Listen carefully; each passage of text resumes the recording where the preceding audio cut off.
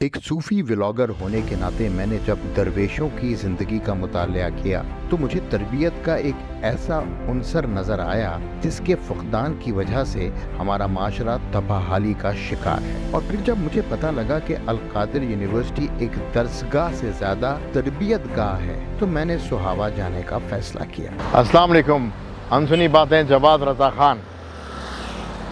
इस्लामाबाद से कोई 80 किलोमीटर दूर सुहावा के करीब इस वक्त मैं खड़ा हूँ। तसव्वुफ़ जहाँ पढ़ाया जा रहा है, सूफ़ीज़म जहाँ सिखाया जा रहा है, सीरत नबी जहाँ पढ़ाई जा रही है, मैं उस यूनिवर्सिटी से बहुत करीब हूँ। अल-कादिर यूनिवर्सिटी 1996 में अल-कादिर ट्रस्ट का क़याम हुआ इमरान ख़ान की क़यादत में, और उसके बाद 2019 में ये यूनिवर्सिटी कायम की गई। 2021 में इसकी क्लासें शुरू हुई।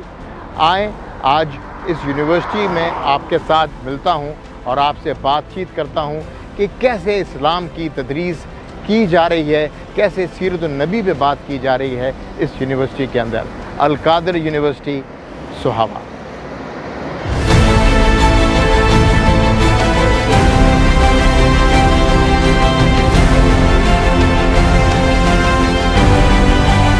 अल-कादिर यूनिवर्सिटी का नाम सिपह सालार औलिया हज़रत शेख अब्दुल कादिर जिलानी के नाम पर रखा गया है, जिनको उर्फ़ आम में गौस पाक भी कहा जाता है। इस वक्त अल-कादिर यूनिवर्सिटी में 77 बच्चे अपनी तालीम और तरबियत का सिलसिला जारी रखे हुए हैं। यहाँ ये जिक्र करता चलूँ कि माँ सिवाय एक या दो तालिब इल्मों के सब तलबा मुकम्मल स्कॉलरशिप पर, यानी इनके तमाम अखराजात अल-कादिर ट्रस्ट उठाता है।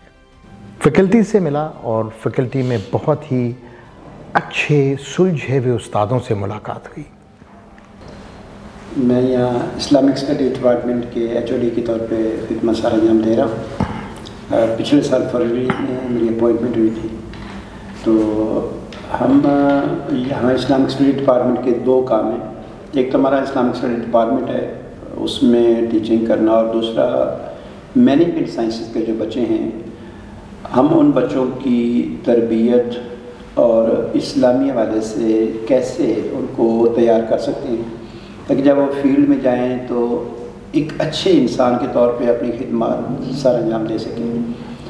इसके लिए हमने एक तरबिया का करिकुलम तैयार किया है जिसमें हम इस्लामी उलूम का बुनियादी तारुफ बच्चों को देते हैं, और ख़ास तौर पे सीरा और तसव्वुफ़ ये बच्चों को पढ़ाते हैं।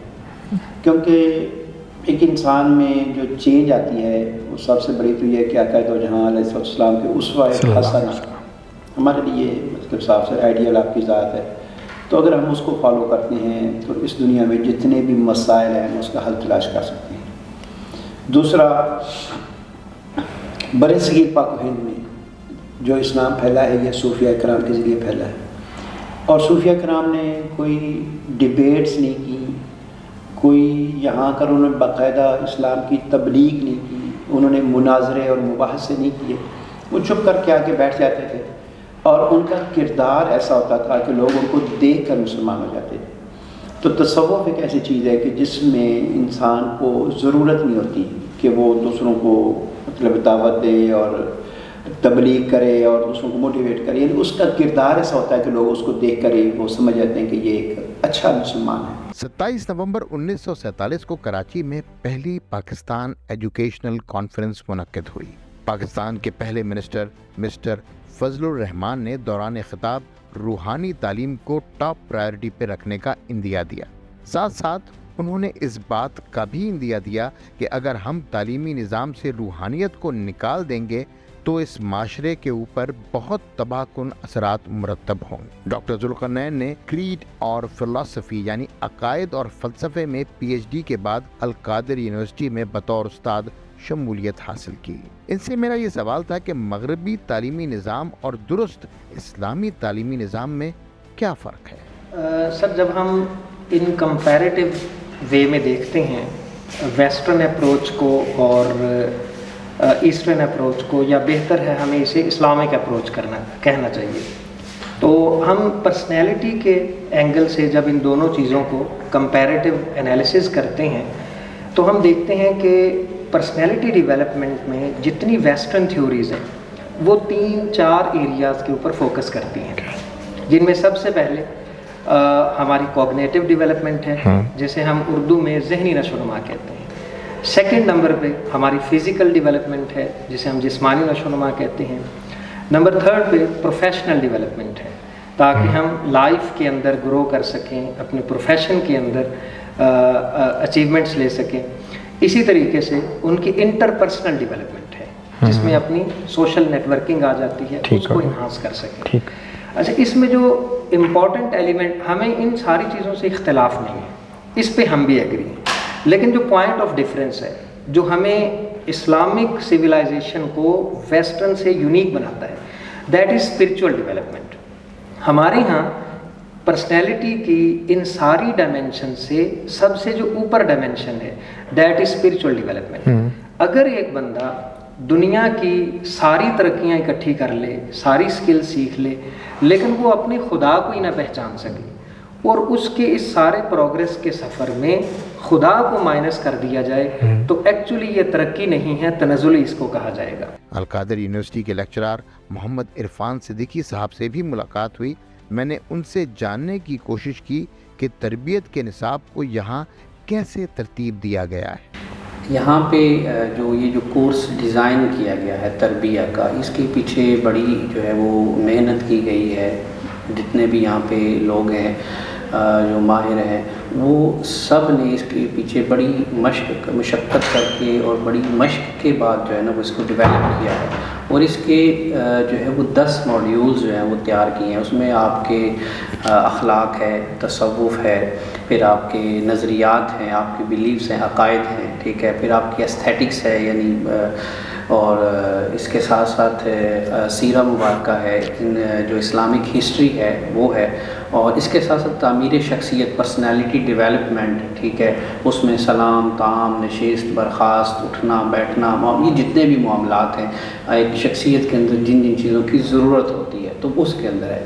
جیسے ابھی میں اس وقت پڑھا رہا ہوں تربیہ کا کورس، تو اس کے اندر جو ہے وہ اسپیسیفکلی ہم بچوں کو تصوف کے اوپر جب پڑھا رہے ہیں اور پرسنالٹی ڈیولپمنٹ کے اندر پڑھا رہے ہیں، تو ہم کوشش کرتے ہیں کہ جو پڑھائیں اس کا کوئی عملی مظہر بھی جو ہے وہ بچوں کے سامنے رکھیں، تاکہ بچے جیسے جب میس کا آپ کو پتہ چلا کہ میس کے اندر جب جاتے ہیں تو وہاں پہ چاہے فیکلٹی ہے، مینجمنٹ ہے، اسٹوڈنٹ ہے، پی این ہے، وہ ایک ہی جگہ پر بیٹھ کر جو ہے وہ کھاتے ہیں، اور جو پہلے آتا ہے پہلے کھانا اس کو ملتا ہے، چاہے وہ پی این ہے، اور اگر ڈائریکٹر بعد میں آتا ہے یا کوئی فیکلٹی ممبر ہے، مینجمنٹ ٹیم کا ممبر ہے، تو وہ بعد میں آئے تو اس کو بعد میں پھر کھانا کیسے ہے وہ سکھایا جاتا ہے، بچے اس کے اوپر عمل کرتے ہیں۔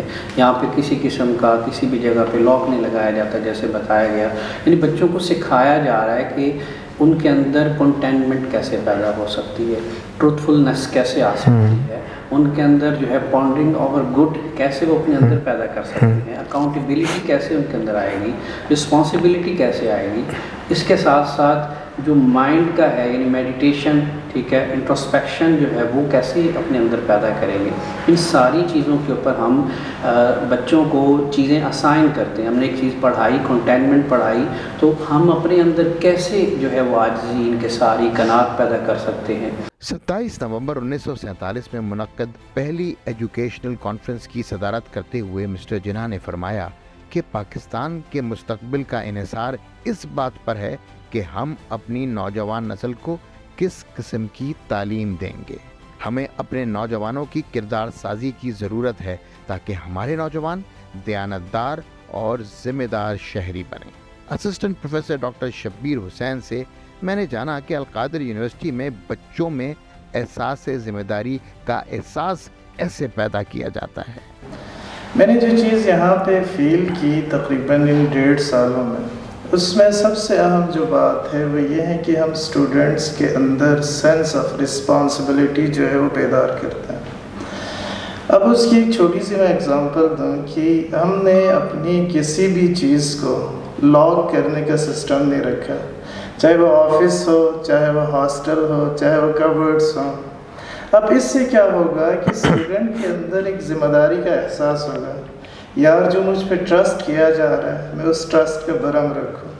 اور حضور علیہ السلام کی جو میتھڈولوجی ہے تربیت کی، وہ یہی ہے، دو چیزیں، ایک تو مثالوں کے ذریعے سمجھانا، اور دوسرا پرسنل جو ہے ان کو کسی کیس میں یا کسی ایسی سچویشن میں مطلب ٹیکل کرنا، یا ان کو پریکٹیکلی اس سچویشن کے اندر گیر کے پھر اس کا سلوشن ان سے نکالنا۔ اگر ان سے نہ نکلے تو پھر آپ صلی اللہ علیہ وسلم خود ان کو گائیڈ کرتے۔ ایک چھوٹی سی اگزامپل، صحابہ کرام رضوان اللہ تعالیٰ علیہ اجمعین کو لے کے گئے کہیں پہ سفر پہ، اور ایسی صحرا جگہ جہاں پہ پانی اویلیبل نہ ہو، نماز کا وقت ہو رہا ہے۔ اب پوچھا جناب کیا کیا جائے؟ کچھ صحابہ کرام نے یقیناً عرض کیے ہوں گے کہ پانی نہیں ہے، اور وضو کے لیے جو ہے نا وہ ضروری ہے، مطلب نماز کے لیے وضو ضروری ہے، وضو کے لیے پانی ضروری ہے۔ پھر آپ نے تیمم کا راز ان کو سمجھا۔ بالکل اسی پیٹرن پہ القادر یونیورسٹی کی ہماری میکسیمم کوشش ہوتی ہے کہ سچویشن میں ڈال کے بچوں کو جو ہے ان کی شخصیت اور ان کی جو پرسنالٹی ہے مختلف ڈائمنشنز، وہ ذرا ہم بوسٹ اپ کریں اور معاشرے کے ایک مفید ان کو شہری بنائیں۔ پروفیسر صاحب سے جو بات چیت ہوئی اس کا خلاصہ اگر میں کروں تو سیلف ایگزامپل کی ہے کسی بھی بچے کی تربیت کو کرنے میں۔ ہم جتنا مرضی کتابوں سے پڑھ کے ان کو پڑھاتے رہیں، لیکن ایک درویش کی طرح جب تک ہم سیلف ایگزامپل کریٹ نہیں کریں گے ہم بچوں کی تربیت نہیں کر سکتے۔ اسلام میں تعلیم کے 5 بڑے مقاصد ہیں: انسانوں کو اللہ کا خلیفہ بنانا، زندگی اسلامی اصولوں پر گزارنا، اسلامی تہذیب و تمدن کو اگلی نسلوں تک پہنچانا، دنیا کے رازوں کو دریافت کرنا، اور سب سے ضروری کام دنیا کا راہبر بننا۔ بقول امام غزالی کے اسلامی تعلیمی نظام کا نصاب 3 اہم ستونوں پر ٹکا ہے: قرآن، سنت نبوی اور ہنرمند بنانا، تاکہ کاروباری زندگی کو احسن طریقے سے چلایا جا سکے۔ امام غزالی ایک مسلم استاد کو ایک بہترین رہبر کے طور پر دیکھتے ہیں۔ نبی اکرم صلی اللہ علیہ وسلم کے 4 فرائض منصبی 4 دفعہ قرآن مجید میں ایکسپلین کیے گئے ہیں۔ اگر ان چاروں کا خلاصہ نکالیں تو وہ ایک تعلیم بنتا ہے اور دوسرا تزکیہ نفس بنتا ہے۔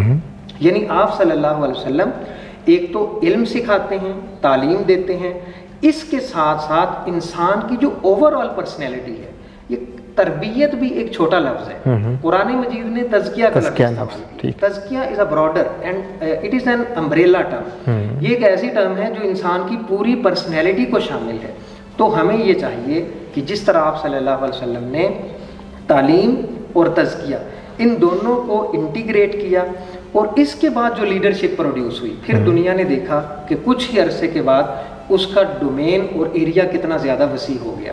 آج ہمارے تعلیمی اداروں میں تعلیم پہ زور ہے، نالج پہ زور ہے، سکلز کے اوپر زور ہے، انٹرپرسنل سکلز کے اوپر زور ہے، کمیونیکیشن سکلز سکھائی جاتی ہیں، کریٹیکل تھنکنگ ہے، کریٹیو تھنکنگ ہے، پروفیشنل ڈیولپمنٹ ہے۔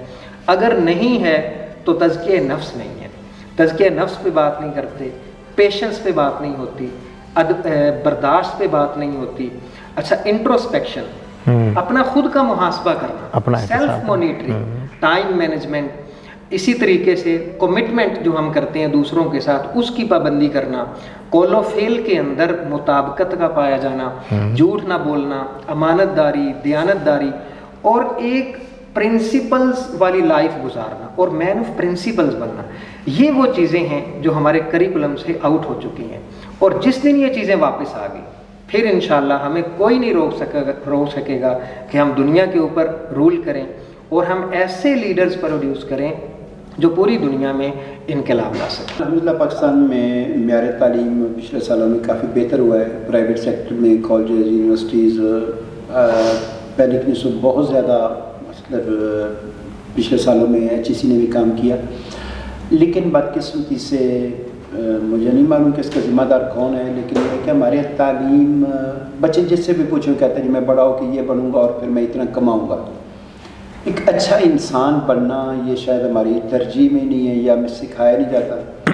القادر یونیورسٹی بنانے کا مقصد یہ ہے کہ لوگ یہاں سے فارغ التحصیل ہوتے ایک اچھے انسان ہیں۔ اب اس کا مطلب یہ نہیں ہے کہ ہم ان کو کوئی روحانیت کی تعلیم اس طرح سے دیں گے کہ جی وہ جسٹ کوئی باہر نکل کے کوئی خانقاہی نظام کو ہی فروغ دیں گے، اور وہ تو اسلام پر عمل کرنے کے لیے بعض لوگ یہ سمجھتے ہیں کہ جی یہ بندہ دیندار ہو جائے گا تو اس کا مطلب ہے کسی مسجد میں بیٹھ جائے گا یا خانقاہ پہ بیٹھ جائے گا۔ کہتے ہیں کہ آپ کوئی بھی کام کریں. ایک اچھا بزنس مین, بدقسمتی سے اس وقت ایک پاکستان میں بزنس مین ہے تو ہم ان پہ ٹرسٹ نہیں کرتے, لیکن یورپ میں چلے جائیں تو ہم ٹرسٹ کرتے ہیں کہ جی جو چیز وہ کمٹمنٹ کرے گا پوری کرے گا. ہمارے بیوروکریٹس ہیں بدقسمتی سے کہ مطلب ہے کہ ان کا اخلاق یا کردار وہ کوئی اتنا اچھا نہیں ہے. اس طریقے سے ہمارے آفیسرز ہیں, حتیٰ کہ ٹیچرز ہیں, تو آج کل تعلیم بھی جو ہے نا وہ ہم ایک بزنس کے طور پہ.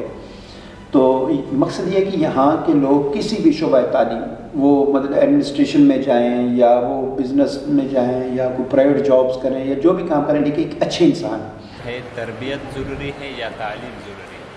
میرے نظریے کے مطابق تعلیم معنی نہیں رکھتا. سب سے پہلے آپ کا تربیت, چونکہ آپ دیکھو جب عرب دنیا میں جب انقلاب آیا, اسلام پوری دنیا میں عروج ہوا, وہ تعلیم کی وجہ سے نہیں, وہ تربیت کی وجہ سے ہوا.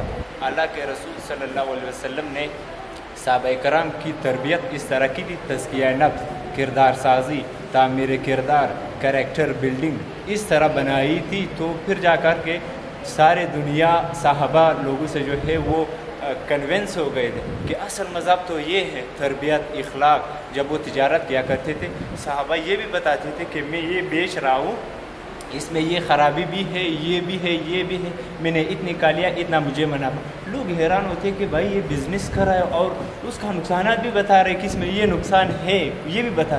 سو اس وجہ سے اسلام مین چیز یہ ہے تربیت آپ کا بہترین ہونی چاہیے. تربیت ضروری ہے ایز کمپیئر ٹو تعلیم. الحمدللہ اس بارے میں کافی وضاحت ہے کہ ہمیں کیا کرنا چاہیے. اب وہ ہم کرتے ہیں نہیں کرتے وہ تھوڑی ڈفرینٹ چیز ہے, لیکن الحمدللہ ہمیں آئیڈیا ہے ہمیں کیا کرنا چاہیے.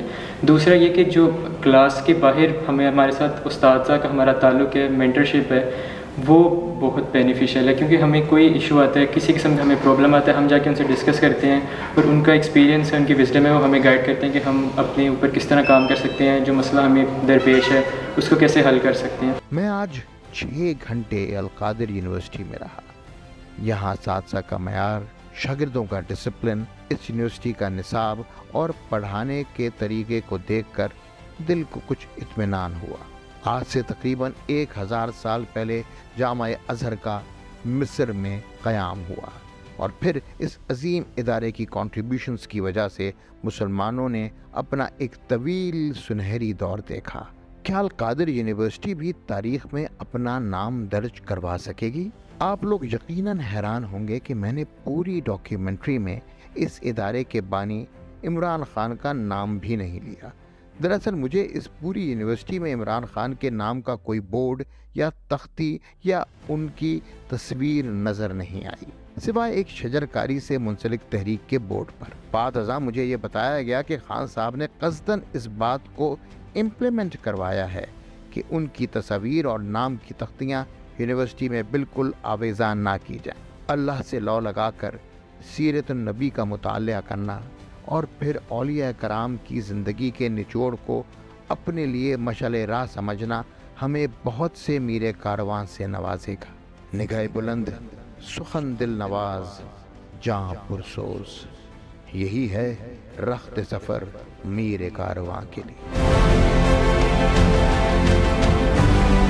انسنی باتیں, جواد رضا خان.